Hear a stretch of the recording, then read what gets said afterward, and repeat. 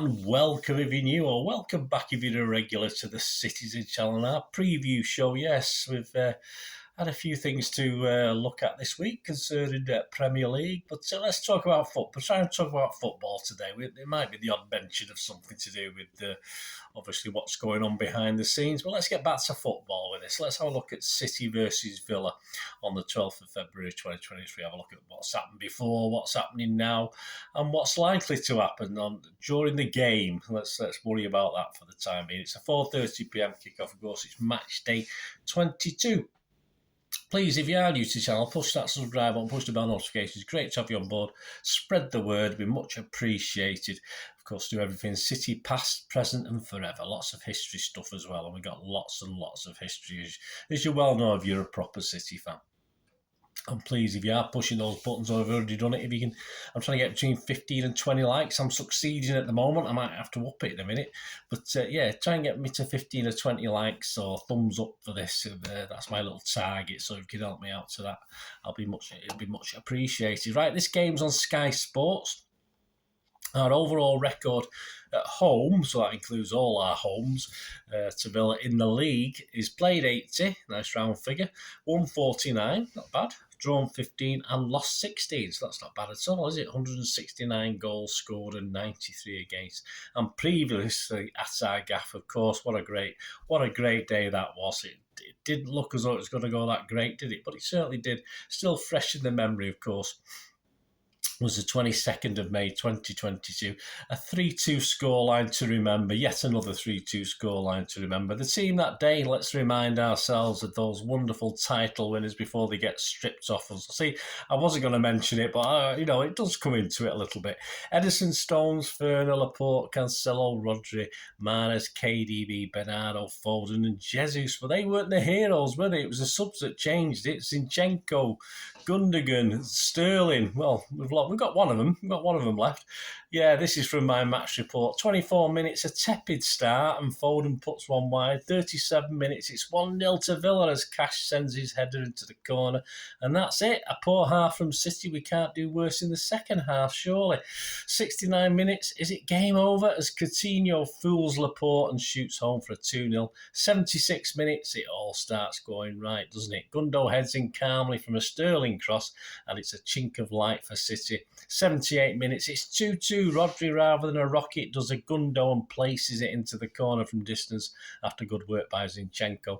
And 81 minutes, Villa don't clear properly, lets in KDB, who finds Gundogan for a tap-in at the back post. Cue pandemonium. Yeah, there you go, 12.22, the amount of minutes and seconds between City going 2-0 down and 3-2 up, 12 minutes, 22 seconds. There you go. Real character shown to come back from 2-0, I said at the time. I was probably shaken with excitement, and putting it in Gundogan, Sterling and Zinchenko was genius by Pep. Yeah, well, you got rid of a couple of them, didn't you? But hey, anyway, happy memories, happy memories. Who's in charge for this one? Referee Mr. Robert Jones is ref City just 4 times up to now. All City wins, so that'll do. Please, Robert, keep up your record. Shown 5 yellow cards to City players and awarded City 2 penalties as well in those games. Last time, of course, he refereed City 4, Chelsea 0 in the FA Cup back in January. Assistants is Linos, Lee, Betsy and Hussin. 4th official, Chris Kavanagh. VAR, Jared Gillett, to you and me. Making the cheese and crackers, and his assistant is Eddie Smart. So all Villa doing so far? Well, mid-table Villa. But Unai Emery continues his little mini revolution. He's already hinted he's getting rid of some more players in the summer window. Of course, we're bringing other ones in. But tactically, Villa are certainly a better team than they were at the start of the season, that's for sure. A mixed bag of results the last 6. They had a 2-0 win at Spurs, a 1-1 draw at home to Wolves, a 2-1 loss at home to Stevenage in the FA Cup, a 2-1 home win against Leeds, a 1-0 win at the Saints, and then a 4-2 defeat at home to Leicester. So not great. They've actually been better away recently. Current top scorer as well. The current top scorer and assisters is Mr. Ings is still leading with 7 goals and 2 assists, despite now being at West Ham. But they've got Mr. Watkins. They've got Watkins, 6 goals, 4 assists. Bailey's on 5 goals, 2 assists. And someone called Louise, rings a bell, he's on 3 goals, 4 assists. And despite a disappointing 4-2 loss at home to Leicester, I was listening to a couple of the fan channels and seeing what their take on it was. They didn't think it was that bad, 4-2 at home. It was just obviously Leicester. A couple of mistakes. Leicester's took them very, very well, and it was Leicester's finishing more than anything. Certainly Villa had more of the game, more of the ball, more of the possession, more of the chances.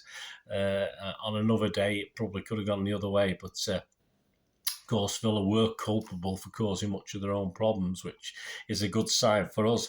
In the previous away game, of course, against Southampton, they got a deserved win and were very successful on the press, giving Saints very little time in winning possession. So they will hope to sort of copy that for the visit to us.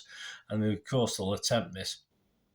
And I think if we don't dominate and score early in this and match them for pace and guile, if you like, if we sort of come out quite slowly like we have been doing a lot of first halves, it will be a problem. We need to knock this Villa team down very quickly and sort of knock their confidence. As with most clubs, Emery likes to play out from the back, although they're not really the masters of it, as we saw against Leicester at weekend, and they can get caught out. But of course, Leicester had a good press of their own. So let's liven up the press. Let's liven up the passing. Let's be a little bit quicker.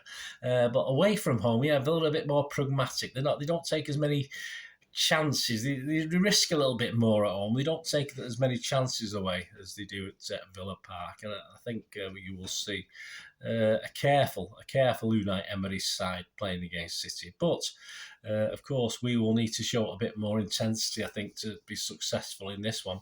So what about us? Well, let's just quickly mention it. I mean, obviously, we don't know if this is going to galvanise the team. There's lots of problems, as we know.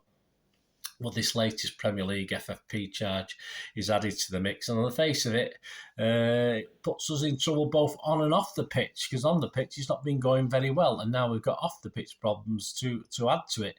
Pep needs, I think, to go back to his own basics, I think. Obviously, he hasn't got the players he had 2 or 3 years ago, but he's just complicating things just a little bit too much, I believe, at the moment. And even worse, key City players appear to be marginalised by him as well. There was no brilliant master plan from Spurs. They played as Spurs has done against Pep for the last, 6 seasons, however long it's been.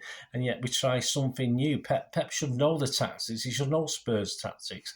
And yes, he should bow a little bit to what they're doing and adjust ours accordingly. But just to that team he picked, the midfield, it just didn't work. And of course, I did use the word stupid on the bolt from the blue, and I think it is. But Pep's obviously got his plans. Perhaps it didn't quite work this time, but there's something very, very wrong.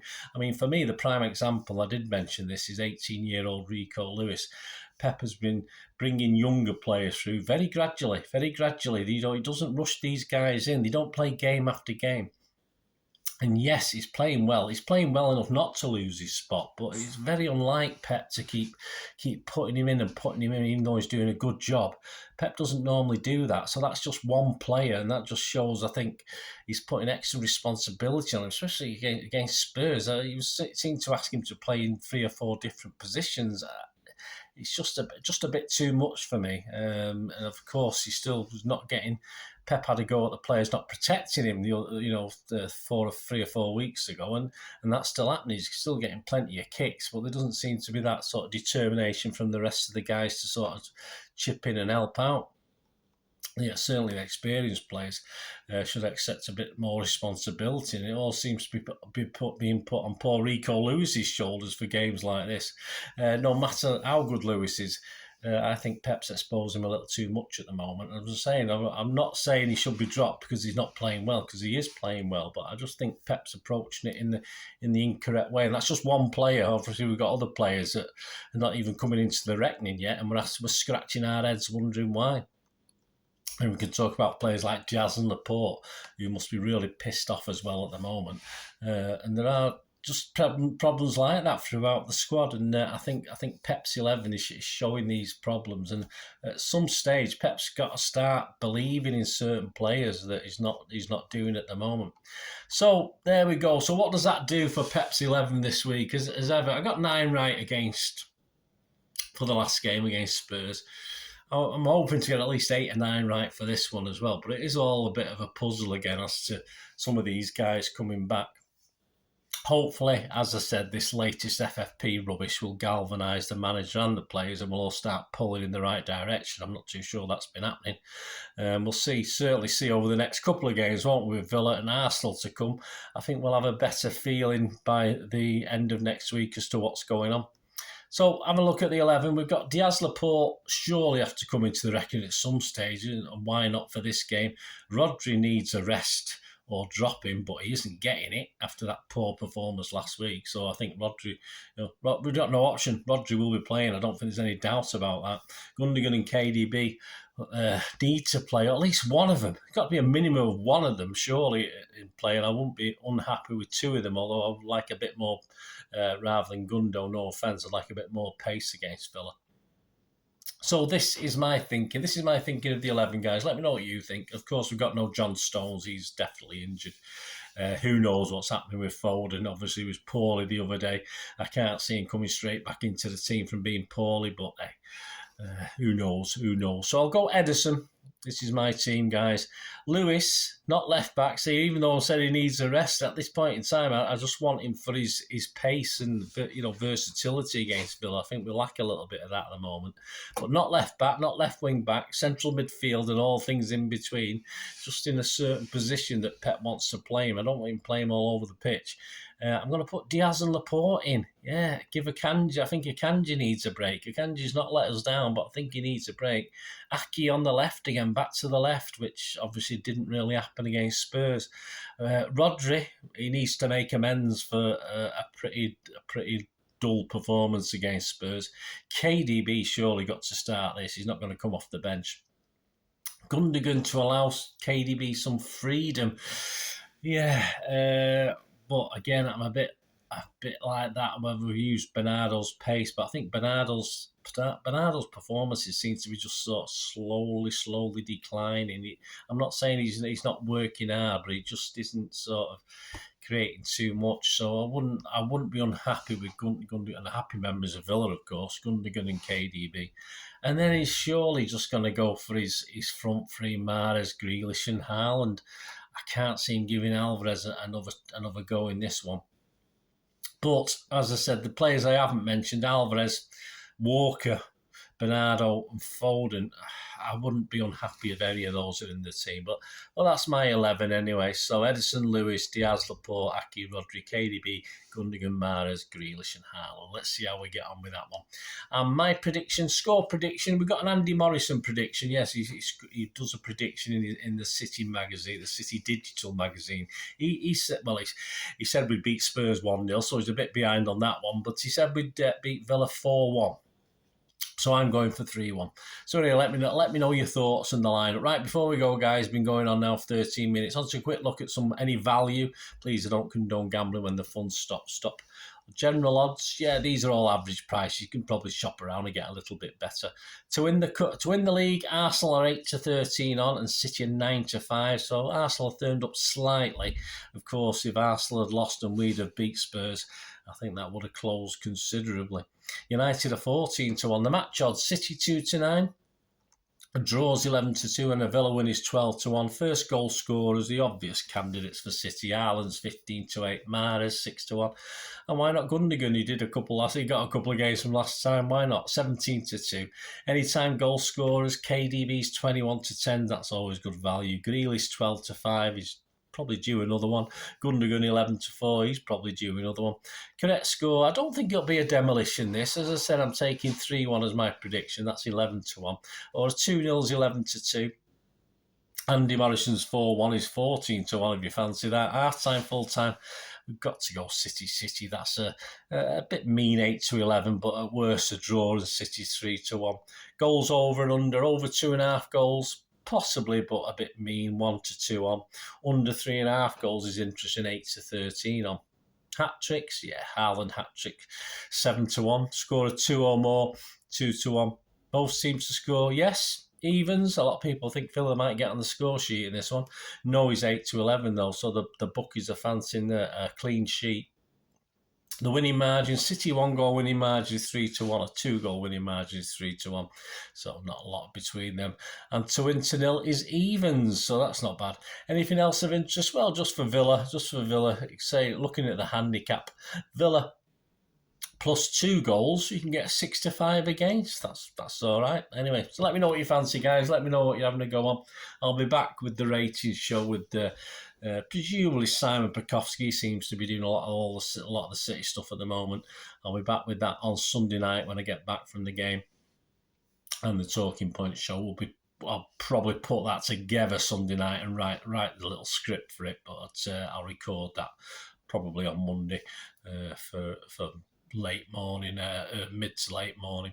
And of course Tuesday, I'll check out next Tuesday. We'll have the preview show for the Arsenal game, which I will be going to as well. So I'll let you know the timings for that.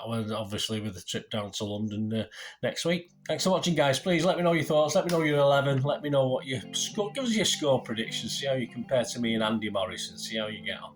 Hope you enjoyed that. Thanks for watching. Please, all your input is very, very welcome. Until we meet again, that's one thing, don't I? Please stay safe, Blues. Come on, City. Bye for now.